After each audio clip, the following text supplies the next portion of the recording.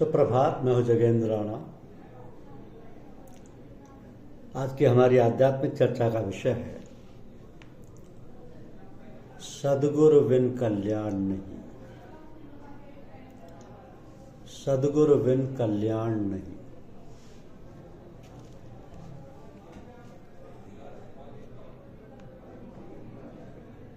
सद्गुरु कृपा करें तो सूक्ष्म मन शुद्ध होता है। तुम जप करो, तीर्थ यात्रा करो, यज्ञ करो, दान करो, देव दर्शन करो, कथा सुनो, इन साधारण साधनों से तुम्हारा स्थूल मन शुद्ध होगा,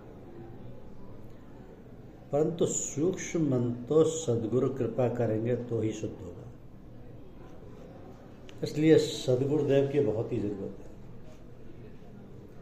कोई सिद्ध महापुरुष सर पर हाथ रख दे, कृपा करके अपना ले, तो ही सूक्ष्म मन शुद्ध होता है।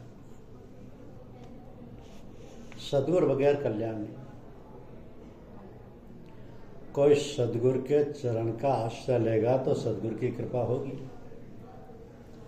सद्गुरु कृपा करेंगे तो मन बुद्धि में रहने वाली वासना आएगी, मन बुद्धि शुद्ध होगी।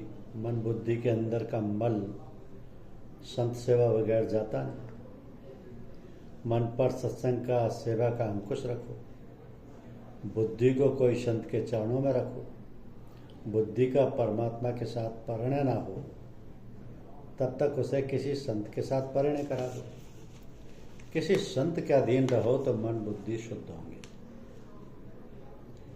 क्योंकि संत वे हैं जो मन को सुधारें। संपत्ति देकर शिष्य को सुखी करें वे सद्गुरु नहीं। जो शिष्य के मन को सुधार कर शिष्य को सुखी करें वे ही सद्गुरु हैं। कितने ही लोग तो ऐसा बोलते हैं, महाराज मुझको लॉटरी में 25,000 रुपये मिले। कितने ही लोग साधु संत के पास कुछ लौकिक स्वार्थ रख कर हो जाते हैं, लिख कर ही जाते हैं।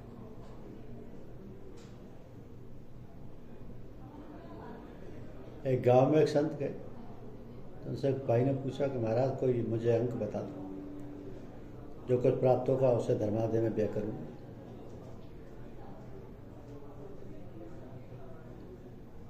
तो संत ने कहा, भाई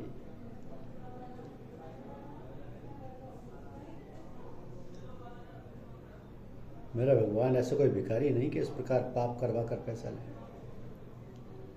आजकल तो लोग ऐसी आशा रखते हैं कि महाराज के आशीर्वाद से मेरे यहाँ पुत्र आए और संपत्ति। तो साधु संत के पास लौकिक भाव से जो आता है उससे कुछ मिलता है। सच्चा संत किसी दिवस भी संपत्ति, संतति, संसार, सुख का आशीर्वाद देता ही नहीं। कारण कि जानते हैं कि अनेक जन्म से जीव ये वस्तु प्राप्त करता ही आया है। संसार सुख अनेक जन्म से भोगता ही आया है। इसको संपत्ति मिलेगी तो वो और प्रमादी होगा, विलासी होगा, आलसी होगा। इसमें इसका कल्याण नहीं, अहित है। संतति, संपत्ति, संसार सुख ये विषयानंद है। विषयानंद संत देते नहीं, संत तो भजनानंद देते हैं। तो संपत्ति देकर सुखी करे ये काम संत का नहीं।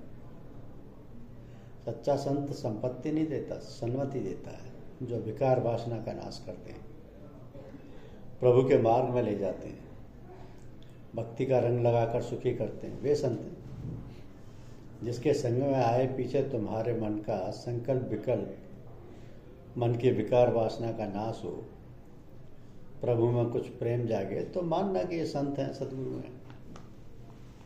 और सद्गुरु सदा शिष्य का स्वभाव सुधारते हैं। सद्गुरु सदा शिष्य के मन को सुधारते हैं।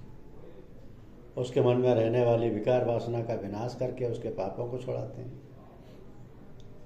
और उसको भक्ति रस का दान करते हैं। तो सद्गुरु की कृपा से ही मन स्थिर रूप से शांत रहता है। बुद्धि में विवेक जागता है और ज्ञान में स्थिरता आती है। संत बोलकर ही उपदेश देते हैं ऐसा नहीं, संत मौन रखकर भी उपदेश देते हैं। संत की दिनचर्या में से बोध मिलता है। संत का प्रत्येक व्यवहार ज्ञान भक्ति से भरा हुआ होता है। संसार में जो भी आता है उसको सद्गुरु की जरूरत है। संसार में आने के पश्चात भगवान राम सद्गुरु की शरण में बैठे। भगवान श्री कृष्ण ने संदीपन ऋषि के चरण पकड़े। प्रभु ने गुरुदेव के घर में पानी भरा, गुरुदेव की सेवा की है।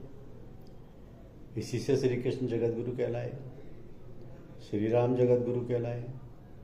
श्री राम जी बहुत बोलते नहीं, परंतु राम जी की प्रत्येक क्रिया उपदेश में है। राम जी का जैसा बर्ताव रखो, राम जी वैसा चलते हैं। जैसा व्यवहार करते हैं वैसा अपना जीवन बनाओ। तो राम जी के हृदय के साथ अपना हृदय एक करो, यह है राम जी की उत्तम सेवा। मनुष्य का विवेक जब जागता है तब जागता है जब शरीर दुर्बल होता है, शक्तिहीन होता है, ऐसे समय विवेक जागता है, जबकि वह कुछ कर सकता नहीं। ये विवेक किस काम का? शरीर ठीक हो, शरीर में इंद्रियों में शक्ति हो, तब विवेक जागे तो कल्याण है। यौवन में ही सत्संग की जरूरत है। बाल्यावस्था में बहुत सत्संग ना हो तो बाधा नहीं। बालक को माता पिता का संग मिलता है, माता पिता उसको पाप करने से रोकते हैं। 15 वर्ष पीछे यौवन में प्रवेश होता है, उस समय सत्संग की बहुत जरूरत है। 15 से 40 तक का समय बहुत लुभाने वाला है। उसी को गधापति ही कहते हैं। उस समय मनुष्य पशु जैसा होता है और इसलिए उसे सत्संग की जरूरत है। तो संत के प्रत्येक व्यवहार में ज्ञान रहता है। संत बोलता चालता ज्ञान है। संतों का मौन भी ज्ञान है। संत सेवा बिना ज्ञान मिलता नहीं। जीव इस भावाटवी में पूरा पड़ा है। जीव संसार रूपी अरण्य में भटका करता है। इसकी एक एक इंद्रिय आत्मा का विवेक रूपी धन लूटती है। इसको अरण्य में से बाहर निकालने का मार्ग दिखता ही नहीं। किसी संत की वो सेवा करे तो संत मार्ग बताता है, इसको अरण्य में से बाहर निकालता है। संसार में अकेले मत भटको, किसी संत या सद्गुरु की सेवा करोगे तो संसार से बाहर निकल सकोगे, अब प्रभु के चरणों में पहुंच सकोगे। संत कृपा बिना मन शुद्ध होता नहीं। मन शुद्ध ना हो तब तक भगवान मिलते नहीं। तो परमात्मा के दर्शन में विघ्न करने वाले 3 वादक तत्व हैं, मल, विक्षेप और आवरण। इन तत्वों के कारण मन अशुद्ध है, मलिन है, चंचल है। ये तत्व दूर हो तो मन शुद्ध हो, स्थिर और परमात्मा का साक्षात्कार हो। इन तीनों में से मल और विक्षेप ये दोनों जीव स्वयं प्रयत्न करके अर्थात साधन करके दूर करें, तब आवरण का भंग, माया रूपी पर्दे का भंग सद्गुरु कहते हैं। माया रूपी पर्दे का भंग सद्गुरु करते हैं। अकेले साधन से अंतःकरण सदा के लिए शुद्ध होता नहीं। साधन करो परंतु सद्गुरु की कृपा के बिना चलना नहीं। नामदेव महाराष्ट्र के महान संत थे, परंतु इनके मन में सूक्ष्म अभिमान घर कर गया था कि भगवान मेरे साथ बातें करते हैं। ये बिट्टोबा जी के साथ बातें करते थे। एक बार ऐसा हुआ कि महाराष्ट्र में संत मंडली एकत्रित हुई। जब मुक्ताबाई ने गोरा कुमार से कहा इन संतों की परीक्षा करो, इनमें पक्का कौन है कच्चा कौन है, तो गोरा कुमार ने सभी के मस्तर पर ठोकरा मारकर परीक्षा करने का निश्चय किया। किसी भक्त ने इससे मुंह नहीं बिगाड़ा, परंतु नामदेव के माथे पर ठीकरा मारा गया तो नामदेव ने मुंह बिगाड़ा। उनको अपमान हुआ कि कुम्हार द्वारा घड़े की परीक्षा किए जाने की रीति से क्या मेरी परीक्षा होगी। गोरा काका ने नामदेव से कहा सबका माथा पक्का है, एक तुम्हारा माथा कच्चा है। तुम्हारा माथा पक्का नहीं, तुमको गुरु की आवश्यकता है। तुमने अभी तक व्यापक ब्रह्म का अनुभव किया ही नहीं। नामदेव ने बिट्ठोबा जी से फरियाद की। बिट्ठोबा जी ने कहा कि गोरा भक्त जो कहते हैं वो सच है, तुम्हारा मस्तक कच्चा है। मंगल वेला में मेरा एक भक्त विशोबा खेचर है, उसके पास तू जा, मैं तुझे ज्ञान देगा। नामदेव जी विशोबा खेचर के पास गए। उस समय विशोबा शिव जी के मंदिर में थे। नामदेव महादेव जी के मंदिर में गए। वहां जाकर देखा कि विशोबा खेचर शिवलिंग के ऊपर पैर रखकर सो रहे थे। विशोबा को मालूम हो गया था कि नामदेव आ रहे हैं, इसलिए उनके ज्ञान चक्षु खोलने के लिए उन्होंने ऐसा काम किया। नामदेव नाराज हुए, उन्होंने विशोबा को शिवलिंग के ऊपर के अपना पैर हटाने को कहा। विशोबा ने कहा, तू ही मेरा पैर शिवलिंग के ऊपर से उठाकर किसी ऐसे स्थान पर रख जहाँ शिव जी ना हो। नामदेव जहाँ विशोबा का पैर रखने लगे, वहीं वहीं शिव जी प्रकट होने लगे। समस्त मंदिर शिवलिंगों से भर गया।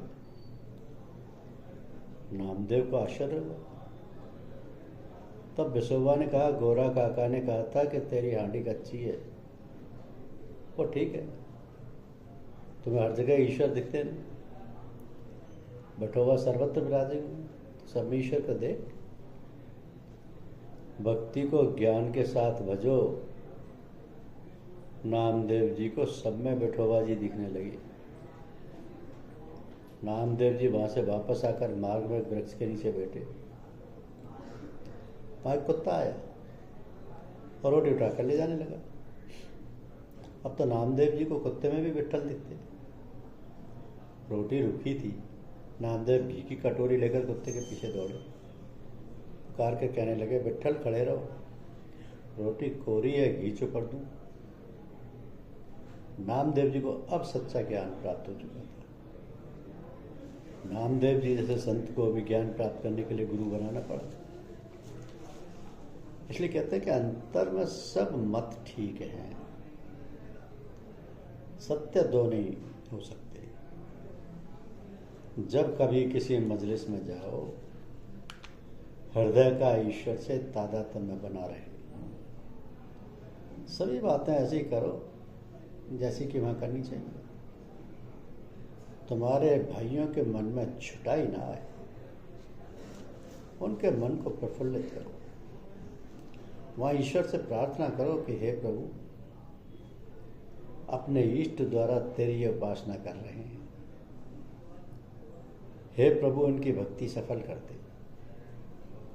तू तो नूर मुतल्लक है, सभी में बराबर समाया हुआ। मत मतांतरों के भेदभाव को हृदय से साफ कर दे, हृदय से साफ कर दे। तो भगवान हमसे ज्यादा कुछ नहीं चाहता। हम उसकी याद करते रहे, उसका आभार मानते रहे और संकट के समय उसकी दया के लिए प्रार्थना करते रहे, इतना काफी है। संकट के आने पर हम धीरज रखें और भगवान से प्रार्थना करें कि तुम्हारे लिए मैं ये सब सहन कर लूंगा। और जब सुख व आनंद का अवसर हो, तब प्रभु का आभार मानना भी ना भूलें।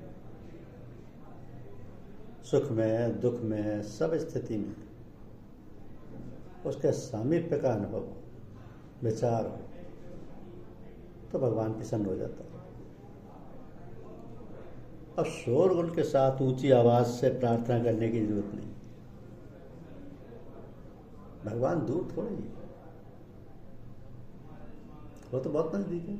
ऊंची ऊंची दीवारों वाले उपासना गृहों में नहीं, हमारे हृदय रूपी मंदिर में ही तो उसका वास है। उसे ढूंढने को इधर उधर क्यों भटके? जहां हमें वहीं उससे मिलकर उसके साथ बातचीत हो सकती है।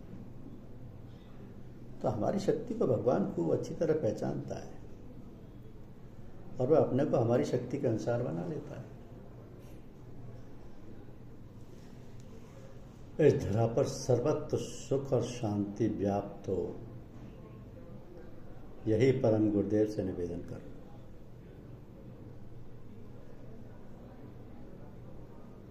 पूर्व दिशा से आए हुए सूर्यवंश कुल के चरण कमलों में पश्चिम देशवासियों की आस्था एवं प्रेम अपनी पराकाष्ठा को प्राप्त कर लें, ऐसी प्रार्थना परम गुरुदेव से करो कि सर्वे भवन्तु सुखिन, सर्वे सन्तु निरामया, सर्वे भद्राणि पश्यन्ति, मां कश्चित् दुःखभाग् भवेत्। गुरुदेव की सदा कृपा सब पर बनी रहे। गुरुदेव की कृपा से सबके काम होते रहें। गुरुदेव सदा सब पर कृपा करते हैं।